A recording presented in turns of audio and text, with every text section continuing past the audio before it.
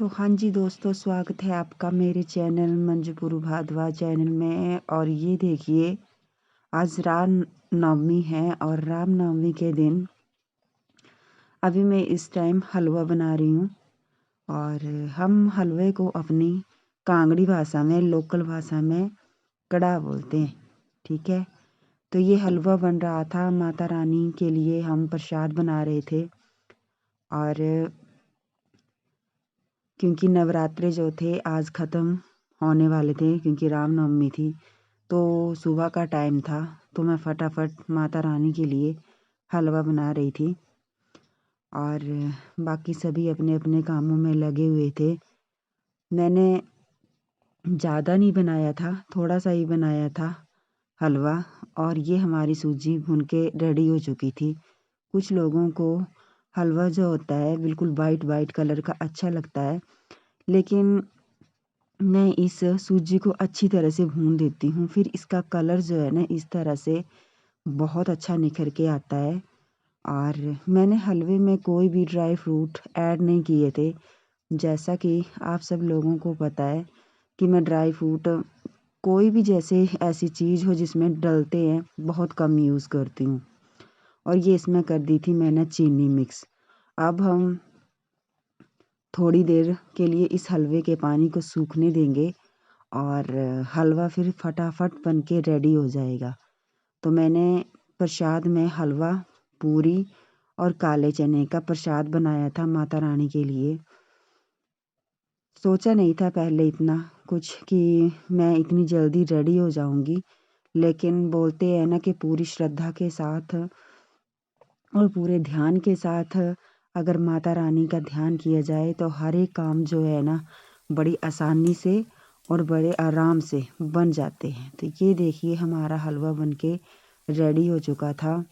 कुछ इस तरह से बना हुआ था हमारा हलवा, गर्मा गर्म हलवा जो था। हमने जैसे ही इस कढ़ाई में बनाया, फिर मैंने इसको एक अलग से बर्तन में पलट दिया था, क्योंकि इसी कढ़ाई में फिर मैंने इसको साफ करके चने का प्रसाद और साथ में क्या था, पूरी का प्रसाद इसी कढ़ाई में बनाए थे। मैंने प्रसाद का एक बर्तन में ही ये तीनों प्रसाद बना के रेडी कर दिए थे।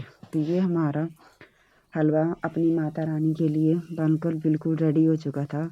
और जैसे जैसे ये प्रसाद बनता जा रहा था, वैसे वैसे मैं इन सब प्रसाद को अलग अच्छे बर्तन में डालकर साइड में रखती जा रही थी। और जी, ये तेल डाल दिया था मैंने पूरी बनाने के लिए। और पहले से ही मैंने तो पूरियों को जो लोई थी और इसकी जो पूरियों की जब रोटी बनती है, बनाकर पहले ही रेडी कर ली थी। तो बहुत सुंदर सुंदर और फूली फूली पूरियाँ आई थी। ये तो माता रानी का ही कोई आशीर्वाद था, जो मतलब पहले इतनी बार भी मैं पूरियाँ बनाती हूँ तो मुझे अच्छी नहीं लगती थी, तो ये पूरियाँ बहुत सुंदर और फूली फूली आ रही थी। आप देख के पता लगा ही सकते हो कि कैसी देखने में लग रही है। और बोलते हैं ना कि पूरी शिद्दत के साथ जब काम किया जाता है तो उसका परिणाम जो है बहुत अच्छा आता है। तो ये इस तरह से कुछ मैं माता रानी का प्रसाद रेडी कर रही थी, और एक एक करके जो थी इसके माता रानी के प्रसाद को रेडी कर रही थी। क्योंकि आज का जितना भी मेरा ब्लॉग जो है ना, वो माता रानी के ऊपर ही है, क्योंकि मैं माता रानी पर सबसे ज़्यादा विश्वास करती हूँ। तो ये देखिए जी, आप भी देखिए, पता लगा सकते हो। बस यूं ही फिर मैंने एक एक वन बाय वन करके सारी पूरियाँ जो थी रेडी कर ली थी। और क्या था, सारी पूरियाँ अगर कोई बोला जाए तो सारी पूरियाँ देखो फूली फूली हुई आई थी। कोई एक आधी कोई ऐसी पूरी थी जो मतलब फूली नहीं थी, अदरवाइज सभी पूरियाँ जो थी बिल्कुल अच्छी आई थी, बहुत सुंदर आई थी, बहुत अच्छी तरह से बनी हुई थी। और ये देखिए, अभी पूरियाँ जो थी बन के रेडी हो चुकी थी।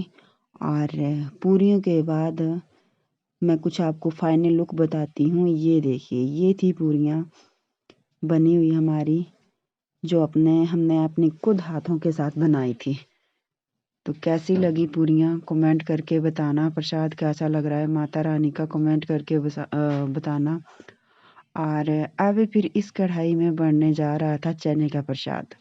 तो चने के प्रसाद में जैसे प्रसाद बनता है तो इसमें कुछ भी एक्स्ट्रा नहीं डाला जाता है, सिर्फ जीरा, मिर्च डालनी हो तो चॉइस है, और हल्दी। मिर्च, जीरा, हल्दी, नमक, इसमें और कुछ भी प्रसाद में नहीं डाला जाता है। वो तो शायद आप सब लोगों को भी पता ही है, क्योंकि हर एक इंसान, हर एक जो भी माता रानी की पूजा करते हैं या जैसे कीर्तन वगैरह करवाते हैं तो प्रसाद रेडी किए जाते हैं। तो चने का जब प्रसाद बनाया जाता है तो उसको बिल्कुल जीरा, हल्दी, नमक या मिर्च अपने अनुसार डाल के चने का प्रसाद रेडी किया जाता है। सबको पता होता है इस बारे में, ये तो बस मैं ऐसे ही आपके साथ शेयर कर रही हूँ। और ये चने मैंने पहले रात को ही भिगो के रख दिए थे। और क्या होता है इसमें, फिर मैंने थोड़ा सा इसमें ना 1-2 विसल लगा ली थी।